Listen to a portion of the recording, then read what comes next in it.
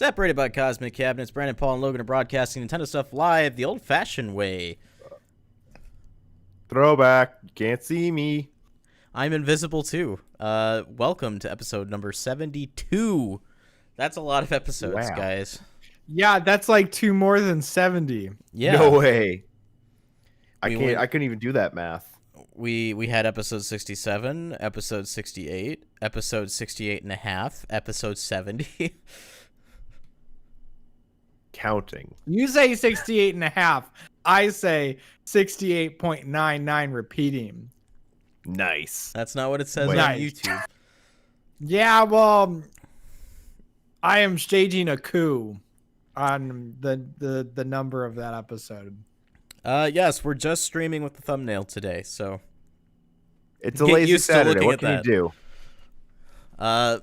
But yeah, I guess we'll just jump right into what the thumbnail says. Paper Mario the Origami King got announced. Was that yesterday or 2 days ago? 2 days ago? Who knows 2 what days time ago. anymore? Hey. It was announced on Nintendo Direct Thursday, just sans the Direct. Yeah, I remember I woke up to my wife bursting into the bedroom telling me to get on YouTube to check Sounds out about right. a Nintendo thing, and I was like, okay, and I sleepily was scrolling through YouTube when I saw Paper Mario's face, and I said, oh, and then immediately I was completely 100% awake. And then I watched Yeah, the trailer. so- That's the way to do it. I probably mentioned, so Brandon, you and I, obviously, we already did a discussion with the wonderful David of Conmen RDW fame over on his channel. And I think I probably mentioned that there where I had this moment where I woke up. It's kind of like, well, whatever, just kind of, scrolling through Twitter, seeing all these posts about Paper Mario, and it not occurring to me that, like, this is, like, actual news. This isn't some, like, random fan mock-up, which, I mean, man, that's what I've seen all with Paper Mario these last few years, is just, oh, here's a fan mock-up. Here's another It's not fan too hard mock-up. to do and like make it Yeah. look convincing. Yeah. And then, like, it didn't hit me. It's like, okay, wait, no, these are, like, credible sources, like people from IGN posting about this. And then once I realized, I like shot up, like I was lying down and I sat up really quickly. I had the shock go through my body and I'm like, wait a minute, this is real. I have a trailer to watch. Yeah. Yeah. This kind of came out of nowhere. I mean, it was the Mhm. last thing I was expecting to wake up to, whatever day that was of the week. But it was just 2 in the afternoon. I just wake up and look at my phone, and oh, there's a message from Brandon. Oh, hey, Paper Mario. Papa Mario. It's Papa Daddy Mario. So Daddy's home. I am sure most of you listening know that Paper Mario has had kind of a troubled history recently, starting with his 3DS outing, Paper Mario Sticker Star. I'm And of don't forget Paper Jam. well, yeah, but that's not even a Paper Mario game, so I'll forgive that one. But it had been a while since Paper Mario had kind of a traditional entry. We had Super Paper Mario, which is a great game, but not a traditional Paper Mario game. And Sticker Star just kind of went off the rails, took out the story, took out the character, and changed the battle Took out the system. fun. Took out the fun. It was not a great game. And then in 2016, Paper Mario Color Splash came out on Wii U, which used the same basic battle system as Sticker Star, but it did ingest a lot of the character back into the series. It was a very, very funny game. It might be the best script a Paper Mario game's ever had, but that did not stop the game, in its other shortcomings, like with the battle system, lack of experience in leveling up, no partners. But Paper Mario, the Origami King, appears. We don't have confirmation of any of this, but it appears that it is correcting a lot of those mistakes based on With that the trailer. 2 minutes that we got, yeah. Yeah. So, I mean, right away, we get a really, like, action-packed plot and intro with Peach being transformed into an origami version of herself and kind of assimilating into this origami cult. And Bowser and his minions decide that they're not going to be a part of that. So they escape, and Mario escapes with them. And essentially, our story is a war between the standard paper characters and the Origami King, which I think is a really cool setup. Yeah, I'm actually more interested in this than I thought I would have been based on the Origami King name. I mean, going into this 2-minute trailer, I didn't really know what to expect, but after like watching it, count me in. I'm sold. This is day one for me. Yeah, I'm pretty much in the same boat. I feel like if I am to compare the kind of vibes I'm getting right off the bat for this game compared to previous entries in the series, I get a lot of like Super Paper Mario vibes. I don't know why exactly. Maybe it's just kind of like that otherism or something like that.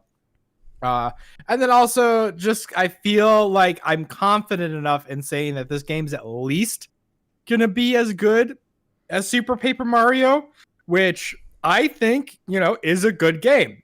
Obviously I don't think it's as good as necessarily like the Thousand Year Door, but I still have a lot of fond memories of Super Paper Mario. Yeah, I'm pretty much in the same boat. If this game is at least as good as Super Paper Mario, I'll be satisfied. Yeah. I have a lot more faith in this one just because I saw a lot of the DNA in Paper Mario that I love, put back into Color Splash. So it's clear to me that Intelligent Systems is at least aware of what people want out of Paper Mario and are trying to kind of rekindle the series with those things. Another big aspect of Paper Mario 64 and the Thousand Year Door that people love is the partners, your party members. Before we had, Goombario, Goombella. We had a light bulb as a party member once. Sticker Star and Color Splash did away with that. But it looks like, at the very least, we will have other characters joining us on our journey in the Origami King. They're not nearly as unique as Bombette and some characters like that. They are definitely just generic Bowser minions.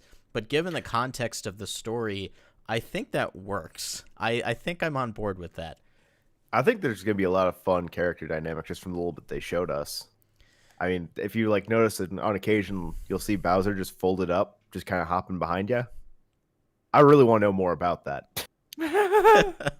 And we also see... It's like he got part way through the origami process and was able to escape halfway through. Yeah, so he's not all the way converted. That makes me feel like at some point Bowser will probably be converted against his will and we'll have to fight him anyway. Yeah. But I love the idea of at least having Bowser and Bowser Jr. And their direct subordinates on our team. Because Bowser has been, at least for me, the highlight of the Paper Mario series. He's kind of like the Team Rocket of Paper Mario, because he's not always the primary villain, and he's kind of a goob. He's a klutz. He always shows up late after the action has already transpired, and then you get to see him and Kammy Koopa just kind of bark at each other as they try to catch up to everybody else. It's really, really endearing, so I'm glad to have him as a more major part of this game. I mean, honestly, from that description alone, it's just the most relatable form of Bowser. Yeah. Bowser's in this crappy situation, and you get to listen to him complain about it the entire time. I mean, I don't know about you, but if I was in that situation, that's probably what I'd be doing too. Yeah, no, I wouldn't be too happy myself. So yeah, it looks like the party members will come back. I love that shot of I think you're in a gondola with a Bob-omb, and he's just leaning back with his legs crossed, and he says, "Hey, the name's Bob-omb," and I'm like, great. He's got personality. That's all I really needed.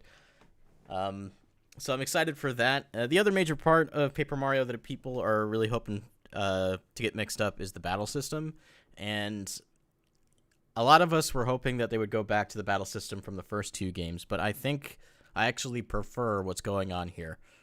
They have this new ring-based system where the enemies are kind of lined up on these individual rings, and then Mario has a time limit and a certain number of moves to line up as many enemies as he can in order to deal the most damage, and I think that's neat. Yeah, it seems like it's a lot more interesting than the last two games to me. It seems like maybe it shares some of the DNA, but they kind of expand upon it and make it more interesting. I've seen some people complaining that, like, obviously that it's not like a more traditional RPG, like turn-based system, like in the first two games. But at the same time, I appreciate how Nintendo doesn't just give in to every single demand that is made by the fans. One, not every suggestion is a good one. And two, like, if they're just merely going to give us something that we've had before in the same capacity, like, is that really something that we want, or is this them giving us something that we didn't know we want? So I hope this is something that I can enjoy on the level of the first two games, even though it's not cut, copy, paste. Well, I'd rather them try something new and like do something different, because if we just wanted the exact same thing over again, then they could have just remade the first two games. At least they're like trying to like set this aside from the others. As long as it's on that like level of enjoyability as the other two, then I'm sold. Yeah, I mean, what would be the point, honestly, in just remaking? And I say this like as a new entry, but like just remaking what we did with the first two games, because if you did that, then the series doesn't get pushed forward. Like Ocarina of Time, set the standard for Zelda for a long time. They made Wind Waker, which was kind of its own thing, and the initial response to that was pretty negative, but over time that's become a cult classic. And on the flip side, we had like an immediate success hit with Twilight Princess, which is almost a carbon copy of what Ocarina of Time did, and now that game is looked on as a forgettable entry. So I think they've made absolutely the right choice here and not just making the same game again. I'm interested to see like how these mechanics of like the rings and kind of turning kind of play into that like aspect of the origami, because to a degree, like origami is just paper folded up and like they're taking it into slight three-dimensional space. So with them still being lined up, but in like a 3D space, I think it might play more into the story than we give it credit for. Yeah, I mean, we got some glimpses at what I believe are boss battles. Like there's one that's made out of like hair ties or rubber bands, and they're so big that it makes me think that, and this is just a theory, but I feel like the boss battles are going to reverse the situation.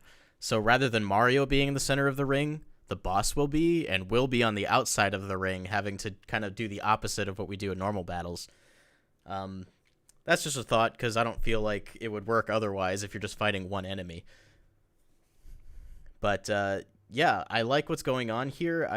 Some concerns I have is that there seems to be no indication of like experience points and progression. Paul, you mentioned earlier when we were talking before the show that you noticed that his health was going up as well as his damage output. Yeah. So I mean, with that, I'd assume that the only like system for increasing health and increasing like damage is experience points, leveling up, and like some progression system. Weirdly enough, like the first two Paper Mario games did not reward you with extra damage for leveling up.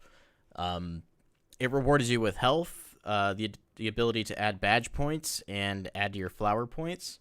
Super Paper Mario, on the other hand, did increase your damage output as you leveled up. So I feel like if there is a leveling system here, it'll be a marriage of what we've had in the past, which I'm perfectly cool with. It's better than just like no sense of progression or like the things that make RPGs fun. Yeah, I mean, Sticker Star and Color Splash to a lesser degree, but Sticker Star had no reward for battles other than coins, and the only use for coins was to buy more attacks, which, were expendable in that game. So it was just an endless loop that, didn't actually reward you outside of progressing a loop itself.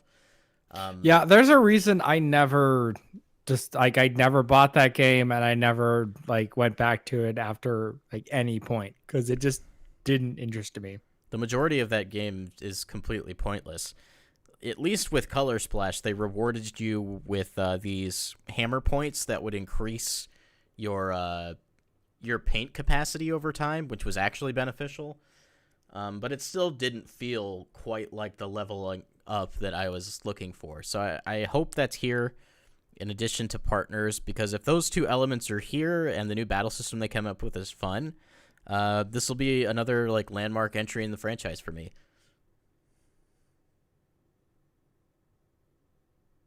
Yeah, I mean, I don't really know what else to say because like there's still like so much we don't know. Even though we're like 2 months away.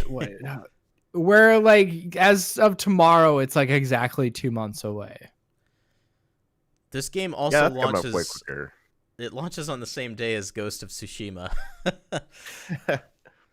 I don't think there's any overlap in that audience, but they're both like very heavily Japanese inspired, which I think is kind of funny.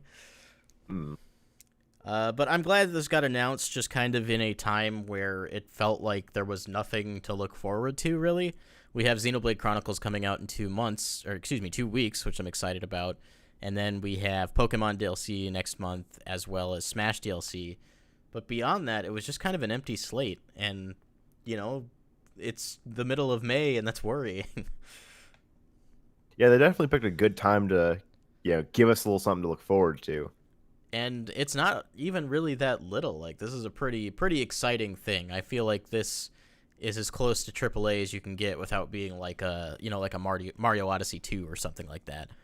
Right. But outside of Paper Mario, there's some other things happening. Recently, Nintendo started previewing Xenoblade Chronicles Definitive Edition since it's so close to coming out. You can find a preview I edited for Roger over on his channel a couple days ago. And one of the things we learned is that they have redone all of the lip syncing.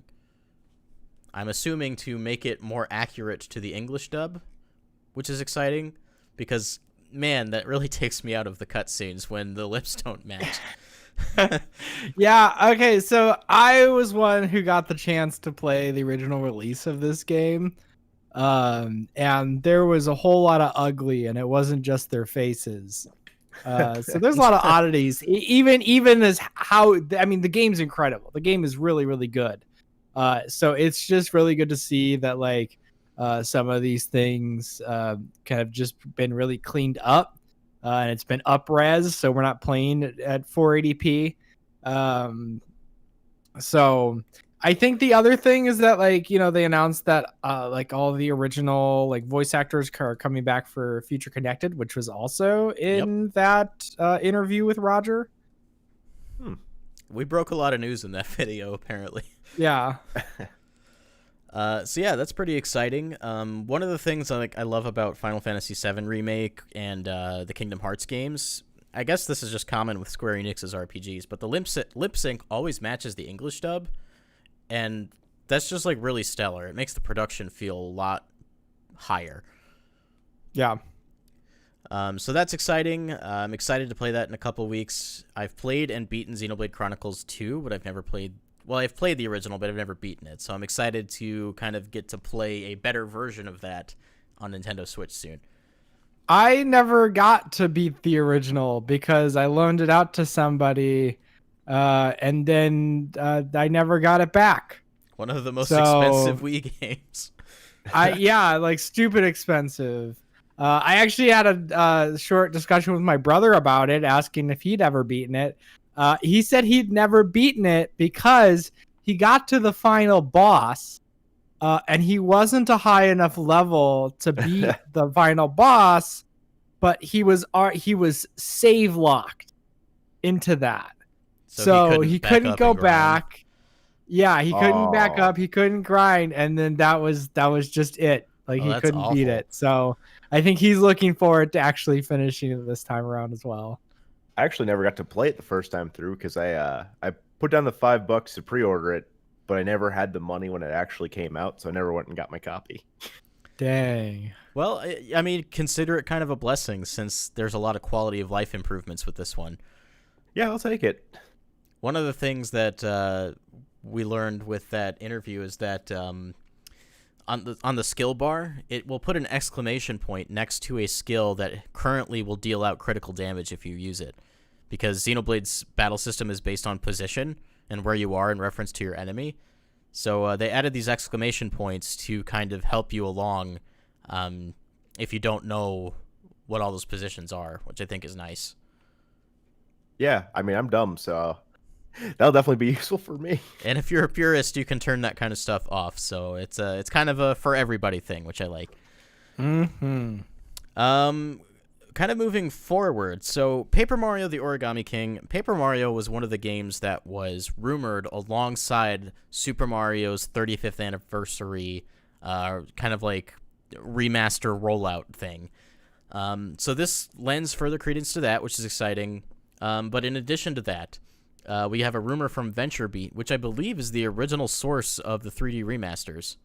Correct me if I'm wrong. And they said other Nintendo studios will have games ready for release soon as well, including the 3D Mario remasters and Pikmin 3 Deluxe. Ooh. I'm down with Pikmin 3. Though that being said, like I've finished the first one. So I like played the first Pikmin like way back in the day, never finished it, and then as an adult I picked it up and I just completely demolished it, right? Because you get like 30 days in that game to finish everything, and I finished it in like 20 or something like that. The second one I never played through, and obviously not the third one either. So I hope, I mean, I guess I could always play the original. I still have a Wii U sitting in a box that I could play Wii games on. So maybe I should pick up the second one and play through it, but it'd also be nice if they just had like a digital release of the first two games on Switch. I wouldn't be surprised if that happens. Oh, go ahead. I've only gotten to play the first one, but I don't think I ever found a copy of the second one, so I could never really play through that. So I'd be in the market for the second game to be re-released with the first one. Yeah, I think this is nice to have. I feel like the Wii U version was a little bit gimped because of the setup. It's one of those games where they try to like involve the Wii U gamepad, but I don't feel like it was done in a way that really helped the game along necessarily. So I'll be happy to play this on a system with a different play setup. I'm hoping that like the Wii Remote pointer controls are kind of translated to the Joy-Cons and the Pro Controller, because that seems to be like the definitive way to play the Pikmin games. Okay. That's funny. I've never actually used the Wii controls for any of those games. Like I played it on, GameCube, which I didn't mind. I mean, those work pretty well, but I can imagine that using the Wii controls would be much smoother. Yeah, it's just a lot faster to kind of like point and place your Pikmin rather than like drawing that cursor all over the screen with a joystick. In addition to VentureBeat, Liam Robertson, a kind of prolific member of the leaking industry and rumor mill, has corroborated the Pikmin 3 release. And he also says, they also say that they have the impression that it's been ready to go for a while. Oh, so they're waiting. They're just ready. Yeah, we also learned that Paper Mario: The Origami King was completed 2 weeks ago. Oh. Well, I mean, I'm glad they have something like backed up, because I mean, with this year and how everything's kind of been transpiring so far, it's good to have something like backed up and ready to go for whenever you need to fill that slot, Yeah, this is a great year just to release ports and remasters. They don't take as much time. They're still exciting, and they give something for people to play while the bigger projects, I assume, are slowing down a little bit amidst the situation. Yeah. Speaking of ports and remasters, we have 4 more games coming to the NES and SNES collections on May 20th. And one of them is especially notable for the Super Nintendo, being Panel de Pon, which people might be more familiar with as Tetris Attack. Oh. So that will be available on the Super Nintendo, and the most exciting part about that is it means that multiplayer versus will be an online feature. So if you're into that, you can do that. I saw a bunch of puzzle fans. I being a puzzle fan, but though not being familiar with this game, excited at the prospect of being able to play this game in particular online.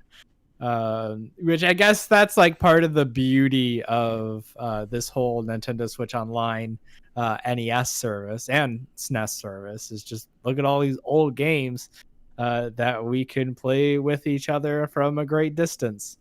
Um, and I guess, like, if there are any games to be putting up on the NES service, like some of the ones that hold up the best are going to be some of the simplest ones, like the puzzle games. Yeah. Yeah. So this is a pretty exciting release. Another notable thing is this game was never localized. So it's the first time that it'll be playable in the US on official hardware. Yeah, there's a few of those games where you go on, even if you're on in the US, that a few of these games are only available in Japanese. Thankfully, they're not like that complex where you really need to be able to read the Japanese to play them. Not like a Zelda game or something. Yeah. In addition to that, Wild Guns and Operation Logic Bomb are coming to Super Nintendo, and for NES, Rygar is releasing on that, and this will all come out on the 20th. So well, something to look forward to then. Yeah, it's nice to have like these little drops every once in a while. In addition to that, we had the official unveiling of Unreal Engine 5 at Jeff Keighley's Summer Game Fest. I think it was on Tuesday that was revealed. And it was revealed to run on the PlayStation 5, but we have confirmation that it supports Nintendo Switch as well. Oh, they remembered us. They didn't forget.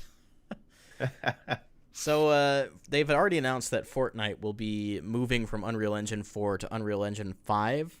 So it just makes sense that this is also coming to Switch, because I imagine that the player base for Fortnite on Switch is fairly high. And they wouldn't want to, divide the player base up like that. That's definitely better when everyone's on the same page. Yeah. So that's on the way. Unreal Engine 5 looks pretty neat, and I'm assuming we'll hear more as some official games get announced for that. And then moving on, Logan, this one's more your speed. We have a Harvest Moon game announced for Switch. Yeah, so I had a discussion with my younger brother about this earlier, saying, he's like, "Oh yeah, new Harvest Moon game coming out." And this is controversial to me at this point, because I've already digested so much Harvest Moon like games. Mm-hmm. And if anybody's really aware, the current Harvest Moon series isn't really Harvest Moon. I would say the original Harvest Moon series is actually Story of Seasons, because that's where all the original developers are. I'm pretty sure Story of Seasons is like, again, it's like the actual Harvest Moon series, whereas Harvest Moon series now is just kind of like Harvest Moon in name. Yeah. And kind of just trying to mimic all the other stuff that like they've done in the past, and it hasn't done too well in the recent years. So you're either playing Story of Seasons, or you've recognized that the superior Harvest Moon game is actually Stardew Valley. That the Stardew Valley does what we want Harvest Moon to do, and it does it better, like in every single way. And so it is baffling to me that they like keep like pushing these Harvest Moon games without doing much to really make it interesting, set it apart from the other games that are kind of, the farming simulators, the kind of, I want to say like slice of life simulators, but it seems like they're trying to put a spin on this where it's like, hey, like we're trying to do something different. So I'm curious. I'm definitely wondering what this is going to turn out to be. I also think the logo that they put up is very reminiscent of like past Harvest Moon. It gives me like total like A Wonderful Life vibes, which that is the Harvest Moon game that I remember the most fondly. Like just everything about that game, from the perspective to the art to the music to the characters, to just literally everything about that game felt magical, which is something that seems very missing when these games just try to add a whole bunch of stuff, and they feel just really bloated and like nothing really special is going on, you know? So I hope to God that this is something that turns out well, and return to the titular, a Harvest Moon series.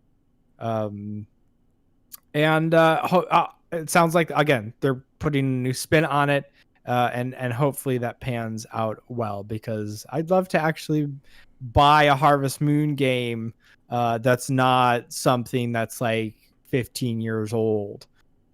Because, man, I could go on my PS4 right now and I could buy A Wonderful Life for $15, right?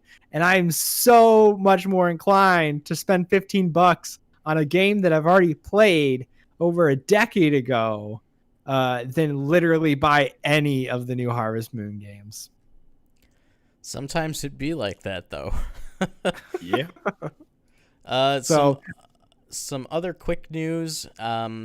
Dragon Quest: The Adventure of Dai will be getting its official unveiling on May 27th via a live stream. This is a new video game based on the Adventure of Dai Dragon Quest anime. And that appeals directly to me and Paul, so I figured I'd mention that. I need more Dragon Quest in my life. I'm almost done with school and whatnot, so I almost have time to play games again.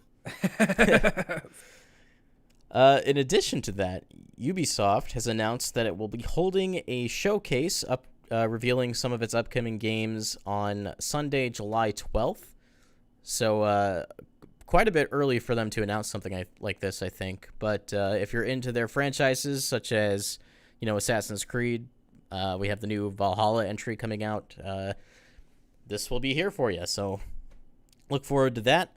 And then probably the most interesting piece of news outside of Paper Mario to me is some concept art that has been uploaded to the internet from Retro Studios.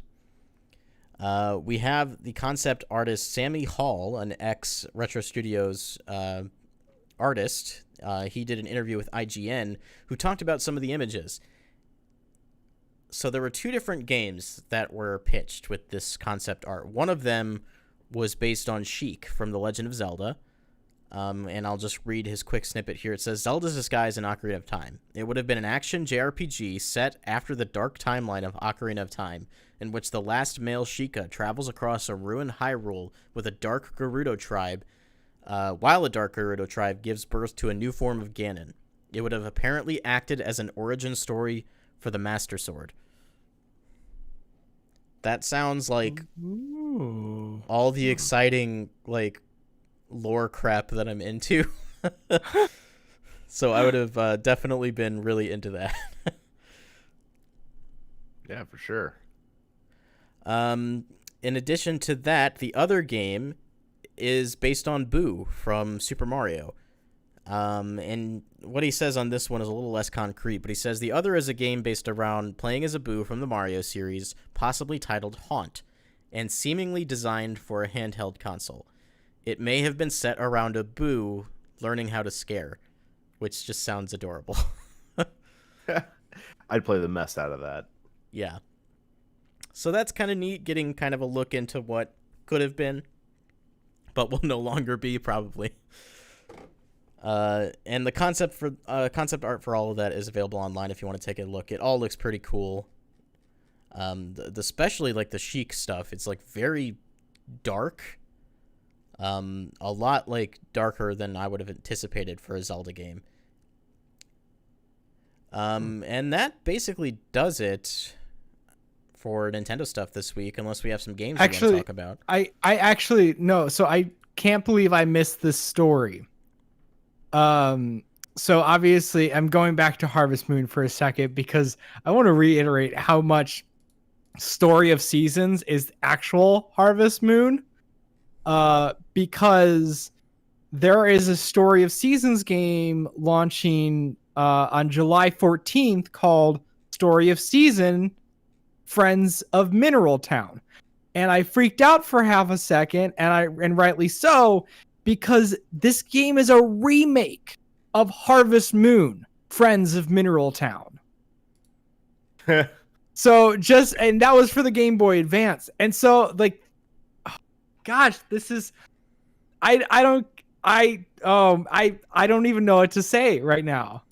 But like, again, this is the real Harvest Moon. Like, now you have like a Story of Seasons game, which is a literal remake of an older Harvest Moon game. And then you have a new Harvest Moon game on the horizon as well. That also launches this year. There's no, set date or anything like that. But man, my mind is just absolutely baffled. I don't have anything else to say. I just had to mention that. All right. Well, most of the games I've been playing have been working in my backyard, so not a lot of games themselves. Paul, I know you've been busy. Been reading. Anything from you, Logan? Yeah, I definitely should mention that I'm getting back into Minecraft.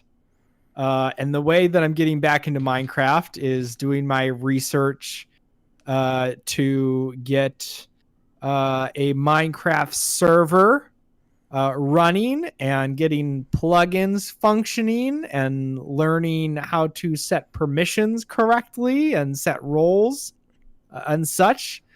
Specifically to set up a server that is tied to the channel here, an official Break Room Arcade server. Currently, the server is titled titled Break Room Arcadia. Nice. Both for my love of Skies of Arcadia, but then also it fits super well. Maybe I'll find something more creative down the line, maybe not. But if you like Minecraft and you want to join us for some Minecraft shenanigans, that is probably what I will go back to when I am done here. The server is currently running. I think there's only one person playing online right now. But if you like Minecraft, that's an option. Join our Discord. You can find the address for the server in the Discord if you want to join us. Just be warned that there's a lot of things I still got to iron out. All right, so if you want to be a part of that, make sure to join the Discord server. The link to that is in the description below if you're watching this on YouTube. If you're listening to this on a podcast service, why aren't you watching this on YouTube live when it's being recorded? Come on. What's wrong with you? Go to Break Room Arcade on YouTube, subscribe to the channel, and you'll see our live streams when they're live. So make sure to be part of the conversation. You can be part of the live chat. We like interacting with you guys, so make sure to do that. You can follow me at Babababs on Twitter. You can follow Logan at LoggyDubs. You can follow Paul at Gunnysaurus. Or you can follow us as a collective at Break Room Arcade. And if you want to help support the show, there's a billion ways to do that. Make sure to check the description below. And we will see you guys next week with the next episode of Nintendo Stuff. Episode 73. Eventually, we're going to get to 100, and I'll die of old age. But until then, guys, we will see you next time. Don't break your backs. Breaking the games. But for now, break time's over. Bye. Laters.